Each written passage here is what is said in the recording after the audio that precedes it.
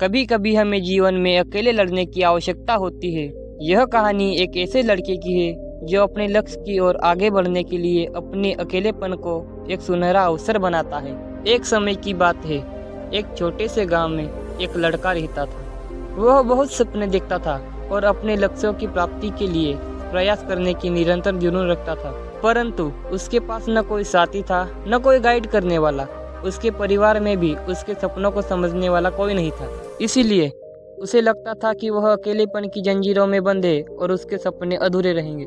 फिर भी उसने निरंतर मेहनत की और अपने आत्मविश्वास की आवाज़ को बुलंद किया। उसकी इच्छा शक्ति और संघर्ष ने उसे सही दिशा में आगे बढ़ने की शक्ति दी। एक दिन उसे अपने गांव के बाहर एक पुस्तकालय का पता चला। वह आश्चर्यचकित हुआ, क्योंकि उसे पहले कभी ऐसी जगह नजर नहीं आई थी। धीरे धीरे उसने उस पुस्तकालय के दरवाजे पर कदम रखा। वहां जाकर उसने देखा कि लोग पुस्तकों के बीच में खोए रहते हैं और वहां की शांतिपूर्णता और ज्ञान के वातावरण ने उसे संतुष्ट कर दिया। अपनी उत्कृष्टता को पहचानते हुए उसने निर्णय लिया कि वह पुस्तकालय में समय बिताएगा। धीरे धीरे पुस्तकालय की विभिन्न किताबों को पढ़ने लगा और नई दुनिया की खोज में निकल पड़ा। दिनों बिताने के साथ साथ उसका ज्ञान बढ़ता गया और वह अच्छे लेखकों और दर्शकों के साथ रिश्ते बनाने लगा।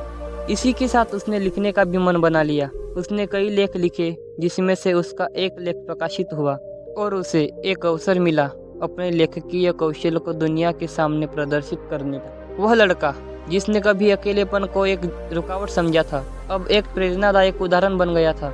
लोग उसे मान्यता देने लगे और वह लड़का अपने लक्ष्यों की ओर अग्रसर होने में सफल हुआ। इस कहानी से हमें यह सीख मिलती है कि अकेलेपन को एक सुनहरा अवसर बनाने के लिए हमें संघर्ष करना चाहिए। हमारी संयमितता, समर्पण और मेहनत हमें अपने लक्ष्यों की प्राप्ति की ओर आगे बढ़ा सकती है।